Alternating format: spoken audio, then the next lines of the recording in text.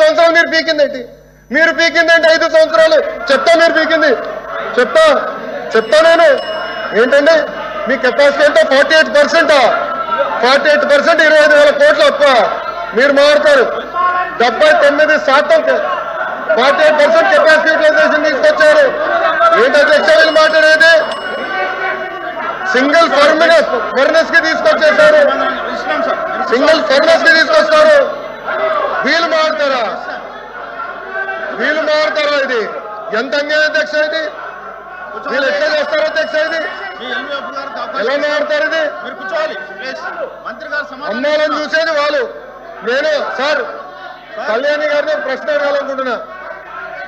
9,000 కోట్ల రూపాయలు మేము ఇచ్చామంటున్నారు. 9,000 కోట్ల రూపాయలు మేము ఇచ్చాం కనుకనే థర్డ్ ఫర్నెస్ స్టార్ట్ అయింది. 79% ప్రొడక్షన్ తీసుకొచ్చాం. అది మాకున్న కమిట్మెంట్. మీరు మమ్మల్ని ప్రశ్నిస్తారా? 14,000 కోట్ల రూపాయలు తీసుకొచ్చిన మేము మమ్మల్ని మీరు ప్రశ్నిస్తారా? ప్రైవేటైజ్ జరగదని చెప్తే చెప్తారా? ఓకే, అవుట్ సోర్సింగ్ విషయం మేడం గారు మాట్లాడారు. ఏంటి సార్, ఆల్రెడీ వాళ్ళు కాంట్రాక్ట్ ఉద్యోగస్తులుగా ఉన్నారు. Sir I'm not yielding. I have right to talk. I have absolutely right to talk. I am not yielding. నాకు హక్కు ఉంది సార్. ఎల్ఏపీ సార్ నాకు హక్కు ఉంది మారడానికి. నేను మంత్రిని సార్. ప్రజలు మమ్మల్ని ఇక్కడ కూర్చోబెట్టారు విశాఖ ఉక్కుని కాపాడడానికి. మీలాగా సొంత కేసుల కోసం ఢిల్లీకి వెళ్ళడం కాదు. మేము సొంత కేసుల కోసం ఢిల్లీకి వెళ్ళాం. మేము అధ్యక్ష కాంట్రాక్ట్ గురించి మాట్లాడతారు అధ్యక్ష. ఏం జరిగింది అధ్యక్ష? గతంలో కాంట్రాక్ట్ లో సుమారుగా 120 మందికి వచ్చేది. ఆ 120 మందికి వచ్చేది ఎఫిషియన్సీ రావాలి, కెపాసిటీ బిల్డ్ అవ్వాలని చాలా స్పష్టంగా ఏకంగా మంచోళ్ళకి ఇద్దాము అని చెప్పి అవుట్ సోర్సింగ్ వాళ్ళకి ఇస్తున్నారు కాంట్రాక్ట్ ఉద్యోగస్తులు. దానికి ఇంత ఫీలింగ్ అవుతారు. నేను అడుగుతున్నా మీరు ఏమాడతారు? ప్రొడక్షన్ లేదంటారు. ఏం ప్రొడక్షన్ లేదు? ఈరోజు 79% ప్రొడక్షన్ వచ్చింది. మీరు ఇట్లా మాడితే ఎట్లా?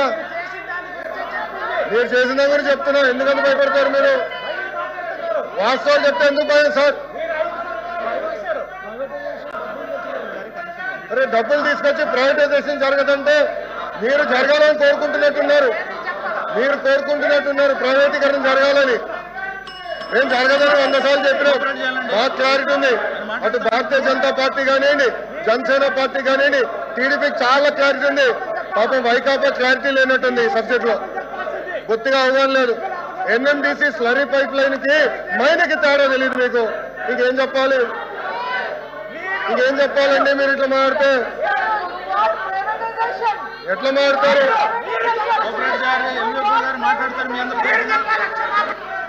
హాయిగా కూర్చోండి.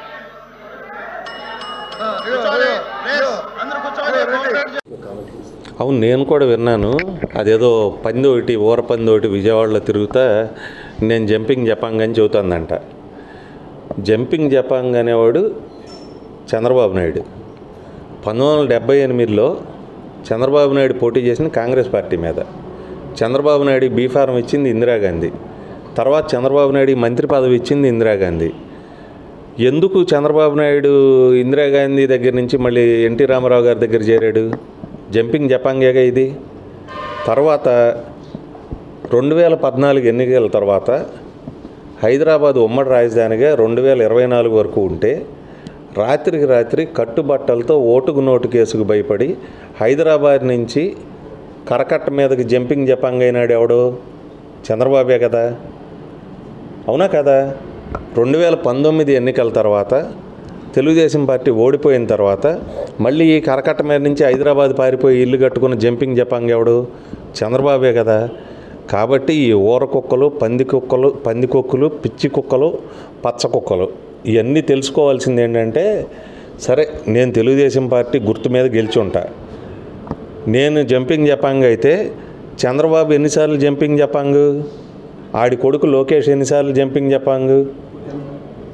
అదేవిధంగా లోకేష్ బొమ్మ పెట్టుకొని గెలిచామంటారు. ఆడే గెలవలేదు మంగళగిరిలో, ఆడి బొమ్మ పెట్టుకుని నేను గెలుస్తానంట. వాళ్ళ నాన్న బొమ్మ పెట్టుకుని ఆడి గెలవలా. వీళ్ళిద్దరు బొమ్మ పెట్టుకుని 200 మందికి 175 మందికి అసెంబ్లీ స్థానాలు, 25 మంది పార్లమెంట్ స్థానాలు ఇస్తే 26 మంది గెలిచారు, 174 మంది ఓడిపోయారు. ఇంతమంది ఓడిపోతే వీడి బొమ్మ పెద్ద దివ్యమంగళ విగ్రహం అని, దివ్యమంగళ స్వరూపం అని వీడి బొమ్మ పెట్టుకుని గెలుస్తారు. చెప్పే యాదవకి బుద్ధి ఉండాలి. జనరల్గా ఒక సామెత ఉంది, చెప్పేవాడు చంద్రబాబు అయితే వినేవాడు వీపీ సింగ్ అనే.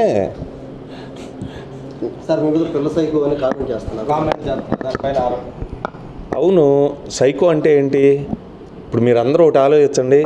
లోకేష్ ఫేస్బుక్ పేజీలోకి వెళ్ళండి, నా ఫోటో పెట్టి, మార్ఫింగ్ ఫోటో, ఒక అమ్మాయి ఫోటో పెట్టి వల్లభా నన్ను గిల్లవా అని ఇది రాష్ట్రం మొత్తం సర్క్యులేట్ చేసి ఇంకా సిగ్గు తీరక తనివి తీరక ఫేస్బుక్ పేజ్ మీద పెట్టుకుందేవాడు ఆడు లోకేషే కదా. దీన్ని సైకో కార్యక్రమానికి ఏమంటారు? ఆడు సైకో. వాడిని కన్నా చంద్రబాబు గారు ఒక సైకో. చంద్రబాబు కనీసం కొడుక్కి ఇది కరెక్ట్ కాదు, ఎవడో పక్కనాడు చేయొచ్చు వెనకాడు చేయొచ్చు, కానీ నీకు సిగ్గు శరం లేకుండా నువ్వు చేయటం ఏంటని చెప్పకుండా ఐటీడీపీలో పోస్టింగ్లు పెట్టడం, ఇవన్నీ కూడా ఈ పాటలు పెట్టడం. ముసల్ సైకో, డకోటా సైకో, ఈడు పిల్ల సైకో. మెంటలో చంద్రబాబు గారి కుటుంబంలో ఉందరు 4-5 మెంటలు పిచ్చి నా కొడక. ఒళ్ళు దగ్గర పెట్టుకుని మాట్లాడండి. వాడు ఒక మెంటల్ కేసు చంద్రబాబు గారు, ఆడు ఎర్రగడ్డ మెంటల్ హాస్పిటల్ నుంచి ఆ లోకేష్ గారి వీడు బయలుదేరితే హారతలు ఇచ్చి పంపిస్తారు. ఇక్కడికి వచ్చి 4 రోజులు పిచ్చి నా కొడుకులాగా పిచ్చి వాగుడు వాగి వెళ్తారు. మా సంగతి చూస్తారంట వాళ్ళ అమ్మనన్నామంట. మీ తల్లిని అల్లరి చేసినటువంటి 420 నా కొడుకు నీ బాబు చంద్రబాబు గారు రా, మేం కాదు. అసెంబ్లీ రికార్డులు చూద్దాం రా నీకు దమ్ముంటే. వాడు 4 ఓట్ల కోసం ఒక ఆడదాన్ని అడ్డం పెట్టుకోవటానికి ఆవిడని తీసుకొచ్చి అక్కడ అనని మాటలు అన్నారని చెప్పి తీసుకొచ్చి బయట రోడ్డు మీద ఊరు వాడు అల్లరి చేశాడు నిన్ను నీ తల్లిని. వాడురా 420 గారు చంద్రబాబు, మేం కాదు. చూస్తాం అధికారంలోకి ఎవరిని వదలం. ఏంట్రా నువ్వు చేసేది నా బొచ్చు, నువ్వు చంపేస్తానంటే భయపడిపోతావు. ఇక్కడ నా కొడక మీలాగా సీమునెత్తురు లేని వాళ్ళం అనుకుంటున్నావా వైఎస్ఆర్ కాంగ్రెస్ పార్టీ అంటే? నువ్వు చంపితే చచ్చిపోతాకి, నువ్వు బెదిరిస్తే బెదిరిపోతాకి, నీ ఇంటికాడ ఉన్నటువంటి కుక్కలం అనుకుంటున్నావా? పిచ్చ వాగుడు వాగుమాక. నా ఇంటికి నీ ఇల్లు ఎంత దూరం, నీ ఇంటికి నా ఇల్లు అంత దూరం. ఆ రోజు వస్తే నువ్వో నేను తేల్చుకున్నావు, వదిలేస్తావు అనుకుంటున్నావా? లేకపోతే నన్నో వంశీనో చంద్రం ద్వారం పుండి ఒక 4-5 ఒకరిని వదిలి ఒకరిని టచ్ చేసి చూడరు నువ్వు మగాడు అయితే. ఎవడుంటాడు ఈ రాష్ట్రంలో, ఎవడేమవుతాడో తేలుస్తా. పిచ్చి వాగుడు పిచ్చి బెదిరింపులు మా దగ్గర బెదిరించమాక. అన్నిటికీ సిద్ధపడే జగన్మోహన్ రెడ్డి గారు వెనకాల ఉన్నాం, దేనికైనా సిద్ధం. ఏ విధంగా ఆవిడతో తప్పుడు కేసులు పెట్టించి జిందాల్ లాంటి పారిశ్రామికవేత్తల్ని బెదిరించి బ్లాక్మెయిల్ చేశారు. మరి ఈ విధంగా పారిశ్రామికవేత్తల్ని బెదిరించి బ్లాక్మెయిల్ చేస్తే ఈ రాష్ట్రంలో ఎవరైనా పెట్టుబడులు పెట్టడానికి వస్తారా అని నేను అడుగుతున్నా. అలాగే ఐపీఎస్ అధికారులు సీనియర్ మోస్ట్ ఆంజనేయులు గారు, సంజయ్ గారు, ఠానా గారు, విశాల్ గున్ని లాంటి ఐపీఎస్ ఆఫీసర్ల మీద కూడా కక్ష సాధింపుగా కేసులు పెట్టి వేధిస్తే ఈ రాష్ట్రంలో ఎవరైనా పెట్టుబడులు పెట్టడానికి వస్తారా నేను అడుగుతున్నాను. అలాగే ఐఏఎస్ ఆఫీసర్లకు కూడా 7 నెలలుగా కొంతమందికి పోస్టింగ్లు ఇవ్వకుండా వాళ్ళని వేధిస్తూ వాళ్ళని జైల్లో పెడతామని బెదిరిస్తూ ఈరోజు చంద్రబాబు నాయుడు ప్రభుత్వం డెసిషన్స్ తీసుకుంటుంటే ఎవరైనా పెట్టుబడులు పెట్టడానికి వస్తారని నేను అడుగుతున్నా. ముఖ్యంగా ఈ రాష్ట్రంలో మీరు చూస్తే ఆడపిల్లలు చిన్న పిల్లల మీద అత్యాచారాలు, అఘాయిత్యాలు, అలాగే హత్యలు జరుగుతుంటే అలాంటి రాష్ట్రంలో ఎవరైనా పెట్టుబడులు పెట్టడానికి వస్తారని నేను అడుగుతున్నా. అండ్ ముఖ్యంగా నారా లోకేష్ దావోస్కి వెళ్ళి సిగ్గు లేకుండా నా ప్రత్యర్థుల్ని అనగతొక్కడానికి నేను రెడ్ బుక్ని యూజ్ చేస్తున్నాను అని చెప్తే ఎవరైనా పెట్టుబడులు పెట్టడానికి వస్తారా అని నేను అడుగుతున్నాను.